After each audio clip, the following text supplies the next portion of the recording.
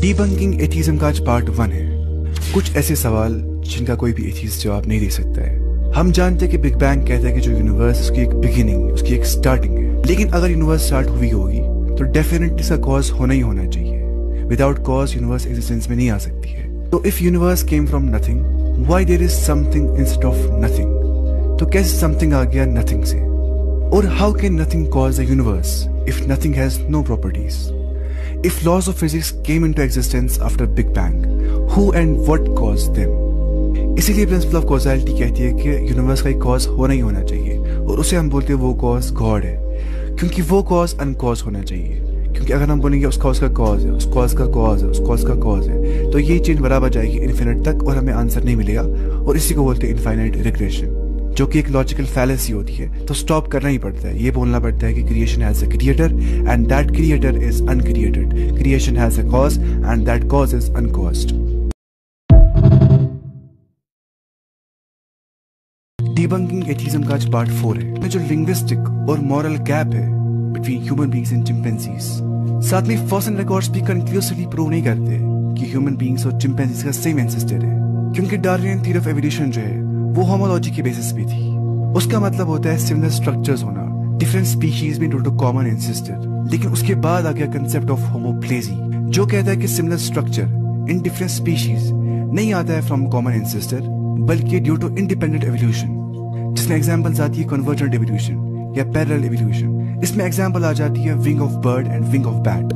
दोनों उड़ने के काम में इस्तेमाल हो जाते हैं, लेकिन वो नहीं करते शेयर कॉमन एंसेस्टर को, बल्कि उनकी जो विंग्स है वो इंडिपेंडेंटली इवॉल्व हो गई उनके अंदर। इसमें एग्जांपल्स आ जाती है eye of octopus and eye of humans. दोनों आंखें जो होती है वो होती है सिमिलर इन स्ट्रक्चर, लेकिन इनका कोई भी रीसेंट कॉमन एंसेस्टर नहीं है, तो इसे बोलते हैं होमोप्लेजी।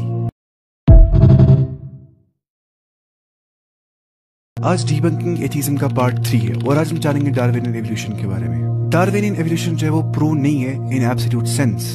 ये इंटरप्रिटेशन ऑफ एविडेंस के बेसिस पे है, ना कि डायरेक्ट एविडेंस के बेसिस पे। इसमें कुछ लिमिटेशंस है, कुछ अनआंसर्ड क्वेश्चंस है और कुछ ड्रॉबैक्स है। डार्विनियन एवोल्यूशन ये एक्सप्लेन नहीं करता है कि how life started from non life, कि एबायोजेनेसिस कैसे हो गया। अगर एवोल्यूशन बोलता है चेंजेस इन लाइफ के बारे में, तो फर्स्ट सेल किसने क्रिएट की थी with complex DNA and proteins from dead matter. जैसे कि हम जानते हैं जो डीएनए होता है उसमें कोडेड इंफॉर्मेशन होती है जस्ट लाइक ए लैंग्वेज।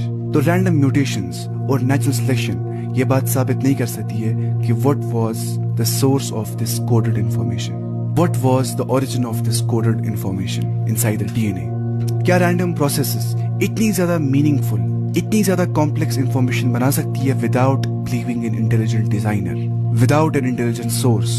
और साथ में फॉसिल रिकॉर्ड्स में गैप्स है इन द ट्रांजिशनल फॉर्म्स। जैसे एक scientist Stephen J Gould acknowledge करते पंक्चुएटेड इक्विलिब्रियम को due to missing gradual transitions. तो अगर मैक्रो एवोल्यूशन कंटिन्यूअस है, तो कहां पे clear transitional fossils for all species? ये सवाल यहां पे खड़ा हो जाता है। डीबंकिंग एथिज्म का आज पार्ट 4 है। एथिस्ट डार्विनियन एवोल्यूशन को यूज करने के बाद ये कहते हैं कि जो ह्यूमन बीइंग्स है और चिंपैंजीज है उनमें 98 to 99% डीएनए सेम है, तो इसलिए वो इवॉल्व हुए होंगे from a common ancestors millions of years ago. लेकिन डीएनए सिमिलैरिटी प्रूव नहीं करती है कॉमन एंसेस्ट्री को। DNA similarity can be due to similar functions needed in all mammals, जैसे ईटिंग, ब्रीथिंग और मूवमेंट। जैसे डिफरेंट कार्स के सिमिलर स्ट्रक्चर्स होते हैं, उनमें व्हील्स होते हैं, उनमें इंजन होता है, नॉट बिकॉज कि वो इवॉल्व हुए एक दूसरे से, लेकिन इसीलिए क्योंकि उनको बिल्ड किया गया फॉर सेम फंक्शन। तो सिमिलर डिजाइन जो है वो इम्प्लाई करता है कॉमन डिजाइनर को and not necessarily common ancestor को। साथ में ह्यूमंस में कुछ यूनिक जीन्स होते हैं, जैसे HIR1, FOXP2, जो ह्यूमंस को हेल्प करते हैं स्पीच के अंदर और कॉग्निशन के अंदर और थिंकिंग के अंदर। साथ में ह्यूमंस में और चिंपैंजीज में ब्रेन साइज बहुत ज्यादा वैरी करता है, ब्रेन स्ट्रक्चर बहुत ज्यादा वैरी करता है। तो इन डिफरेंसेस को सिर्फ म्यूटेशन एक्सप्लेन नहीं कर सकती है कि ये सब डिफरेंसेस कैसे आ गई between human beings and chimpanzees. Human beings और बनानास 50% डीएनए शेयर करते हैं। इसका मतलब ये नहीं कि हम बनाना से इवॉल्व हुए हैं। कैसे 1 to 2% of DNA difference explain करती है massive cognitive difference between human beings and chimpanzees.